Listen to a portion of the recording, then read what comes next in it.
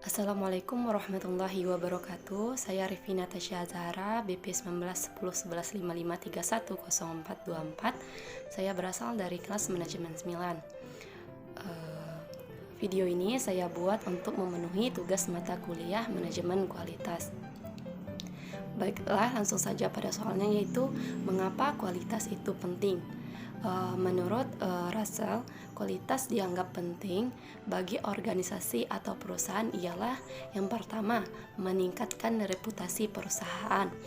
Perusahaan yang telah menghasilkan suatu produk atau jasa yang berkualitas akan mendapat predikat sebagai organisasi yang mengutamakan kualitas. Yang kedua, penurunan biaya. Dengan menghasilkan produk yang berkualitas, akan tercapai sebuah kegiatan produksi yang efektif dan efisien, karena produk yang dihasilkan sesuai dengan kebutuhan dan harapan pelanggan. Selain itu, dengan diterapkannya quality control yang ketat, perusahaan akan terhindar dari kegiatan yang menghasilkan produk atau jasa yang tidak dibutuhkan oleh pelanggan. Yang ketiga, peningkatan pangsa pasar. Pangsa pasar suatu organisasi akan tercapai bila minimalisir biaya tercapai, karena organisasi atau perusahaan dapat menekan harga walaupun kualitas tetap menjadi yang utama. Yang keempat, pertanggungjawaban produk. Dengan semakin meningkatnya persaingan kualitas produk atau jasa yang dihasilkan, maka organisasi akan dituntut untuk semakin bertanggung jawab terhadap desain, proses, dan pendistribusian produk tersebut untuk memenuhi kebutuhan dan harapan pelanggan. Yang kelima, dampak internasional.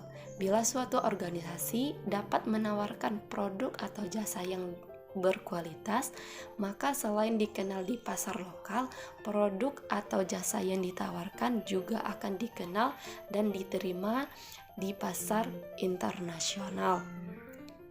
Yang keenam, penampilan produk atau jasa dan mewujudkan kualitas yang dirasakan. Kualitas akan membuat suatu produk yang dikenal, dan hal ini akan membuat perusahaan atau organisasi yang menghasilkan produk atau menawarkan jasa yang juga dikenal dan dipercaya masyarakat luas.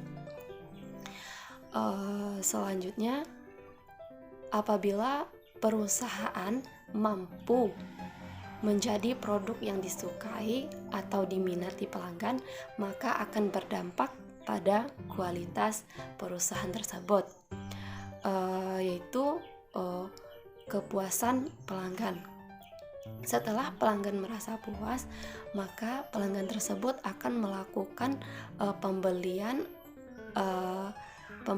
ulang atau menggunakan jasa pada perusahaan itu kembali. Selanjutnya, setelah melakukan pembelian atau menggunakan jasa pada perusahaan tersebut, maka pelanggan ini merekomendasikan produk atau jasa yang digunakan kepada pelanggan lainnya, sehingga biaya pemasaran dapat diminimalisirkan. Selanjutnya akan mendapatkan loyalitas pelanggan. Di sini pelanggan akan membeli atau menggunakan jasa perusahaan secara kontinu atau secara terus-menerus, yang berdampak pada keberlangsungan usaha, yang berdampak pada perusahaan yang akan bertahan lama dan semakin berkembang. Sekian video penjelasan dari saya. Mohon maaf atas kekurangan. Wassalamualaikum warahmatullahi wabarakatuh.